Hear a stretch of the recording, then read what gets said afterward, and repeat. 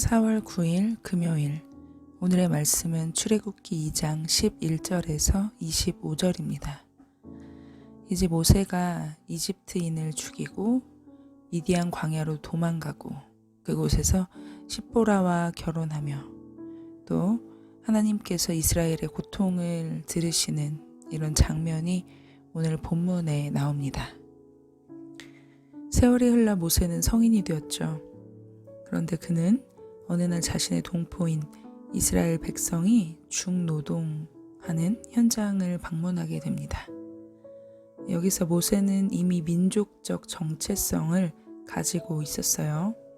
그래서 한 이집트인이 자신의 동포 한 명을 구타하는 장면을 목격한 뒤 그를 때려 죽이죠.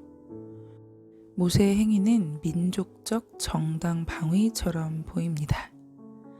이집트 사람이 동포를 치는 걸 보고 모세가 그를 쳐서 죽였기 때문이죠. 아마도 모세는 오랜 기간 자신의 동포가 학대받는 현실을 견디지 못했던 것 같습니다. 그래서 이것을 개인의 원한에 의한 살인 사건으로 볼 게 아니라 억울하게 지배를 받는 민족의 정당한 저항이라는 관점에서도 이해할 수 있어요. 그 다음날 현장을 나가보니 두 히브리인 형제가 싸우고 있었죠. 이것을 보고 모세가 말렸는데 히브리인이 모세에게 이야기합니다. 내가 너의 범행 현장을 다 보았다.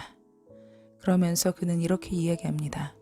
누가 너를 우리를 다스리는 자와 재판관으로 삼았느냐. 이렇게 모세를 공격하죠. 그런데 참 역설적이게도 그의 말에는 장차 사실로 성취될 진실이 담겨 있습니다. 진짜 모세는 나중에 이스라엘을 다스리는 자와 재판관이 되었죠. 이제 모세는 이 일이 들통날까 염려합니다. 결국 이 일이 탄로나게 되고 왕자의 신분이었지만 바로에 의해서 죽임을 당할 위기에 처하게 되죠. 왕자인데 어떻게 사형을 당할까 이렇게 생각하시는 분들은 이집트의 역사를 보면 참 재밌어요. 여기서 설명하면 너무 길어지기 때문에 차후 또 이야기를 나누도록 하겠습니다. 자, 어쨌든 이 모세의 범행 사실이 파라오의 귀에 들리게 되고 이제 모세를 체포해서 사형에 처해야 하는 그런 상황이 오게 되었는데 모세는 멀리 미디안 땅으로 도망치게 됩니다. 이곳은 사우디아라비아 북부 일대를 포괄하는 지역으로 간주됩니다. 유목민이었던 미디안 종족의 활동 범위는 시내 반도로 포함되어 있을 것으로 보죠. 어쨌든 이렇게 미디안 땅에 숨어 지내던 모세는 어떤 우물가에 앉았습니다. 그때 미디안 제사장의 7딸이 양떼를 몰고 물을 먹이러 왔죠. 주변에서 양을 치던 목자들이 늦게 양떼를 몰고 우물로 와서 미디안 제사장 딸들의 양떼를 내쫓고 물을 가로챈 것으로 보입니다. 그래서 모세가 이것을 중재하고 나서고 여인들을 구해줍니다. 이 일을 계기로 해서 미디안 제사장이 모세를 대접하죠. 그리고 이 사건을 통하여서 모세는 그들과 함께 살고 십보라와 결혼하여 사위가 됩니다. 성경을 보면 참 재밌는 사실이 나오는데요. 다 우물가에서 여인들과 만나요. 리브가, 야곱, 모세 그렇게 우물에서 만나죠. 한번 물가를 가야 되나? 네.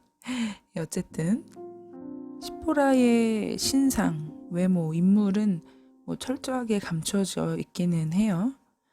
어쨌든 그들은 결혼을 해서 아들 게르솜을 낳습니다. 게르솜의 뜻은 나그네 혹은 외국인 거류민을 뜻해요. 모세는 자신의 정체성을 아직 잊지 않은 것이죠. 자, 이제 시간이 많이 흐르고 이집트 왕이 죽고 정권이 바뀌었지만 이스라엘 백성의 상황은 전혀 달라지지 않았습니다. 그리고 그들은 이제 자신들의 형편을 하나님께 울부짖어 호소합니다. 하나님께서 모든 것을 다 지켜보고 계셨죠.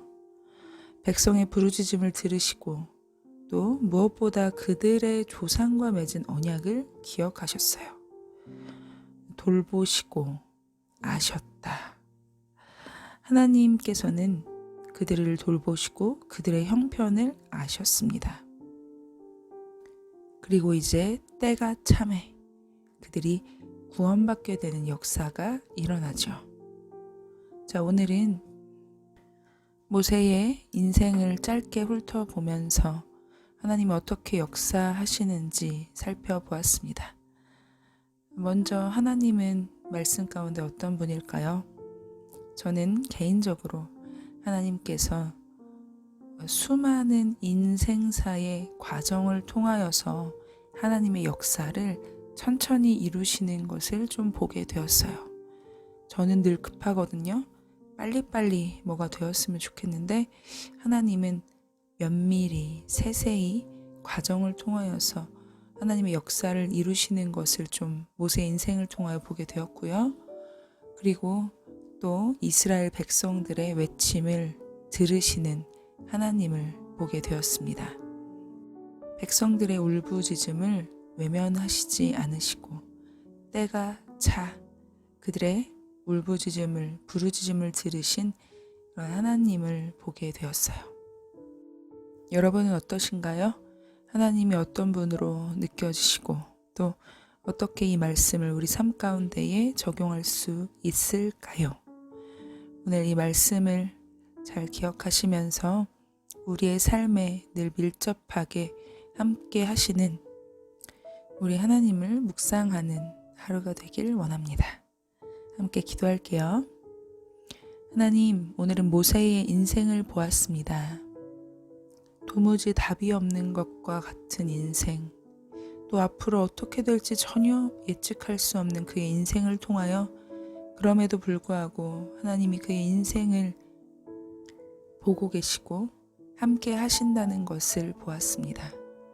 또한 이스라엘의 고통을 하나님께서 기억하심 또한 보게 되었습니다. 주님, 우리의 삶이 앞으로 어떻게 될지, 도대체 무슨 일이 일어날지 전혀 우리는 알 수 없으나 오직 주님만 의지하길 원합니다. 우리의 고통, 우리의 신음을 들으시고 우리의 앞일을 밝히 알게 도와주셔서 하나님의 뜻 가운데에 우리를 돌보시고 우리를 아시며 우리를 기억하시는 하나님을 더욱더 의지하며 살아가게 인도하여 주시옵소서. 오늘 하루도 우리와 함께 하실 주님을 기대합니다. 예수님의 이름으로 기도드립니다. 아멘. 여러분, 오늘도 주님을 의지하며 나아가길 원합니다. 오늘 벌써 금요일이네요. 조금만 힘내시고요. 오늘 하루도 평안하세요. 샬롬.